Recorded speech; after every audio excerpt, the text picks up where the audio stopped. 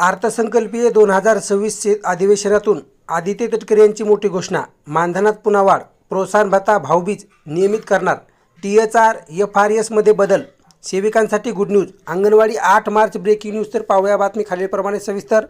तत्पूर्वी जर का तुम्ही चॅनलवर नवीन असाल तर चॅनलला लाईक करा, सबस्क्राईब करा आणि समोर बेल आयकॉन क्लिक करा। नंतर तुम्हाला असेच नवनवीन व्हिडिओ पाहायला मिळतील।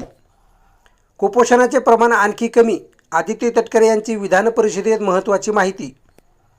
कुपोषणाचे प्रमाण आणखी कमी करण्यावर शासनाचे लक्ष, पोषण आहाराच्या गुणवत्तेत सुधारणा, महिला व बालविकास विभाग प्रयत्नशील, मंत्री आदित्य तटकरे यांनी विधान परिषदेत माहिती।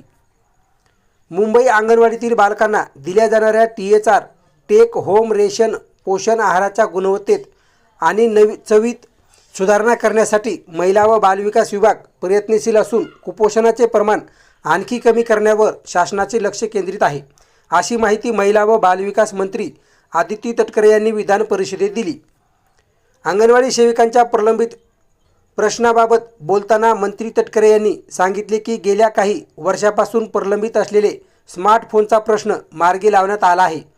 त्यांना 4G सुविधा उपलब्ध करून देण्यात आली असून भविष्यात त्यात सुधारणा करण्याबाबतही विभाग सकारात्मक आहे। अंगणवाडी सेविकांना मानधनवाढ, मोबाईल रिचार्ज, प्रोत्साहन भत्ता आणि भाऊबीज यासारख्या सुविधा नियमित करण्यात आल्याचेही त्यांनी नमूद केले।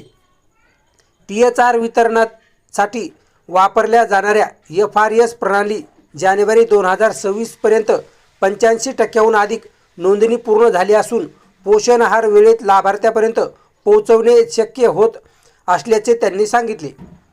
राज्यातील कुपोषण कमी करण्यासाठी विशेष मोहीम हाती घेण्यात आली असून 11 जिल्ह्यांमध्ये पायलट प्रकल्प राबविण्यात येत असल्याची माहिती मंत्री आदित्य तटकरे यांनी दिली।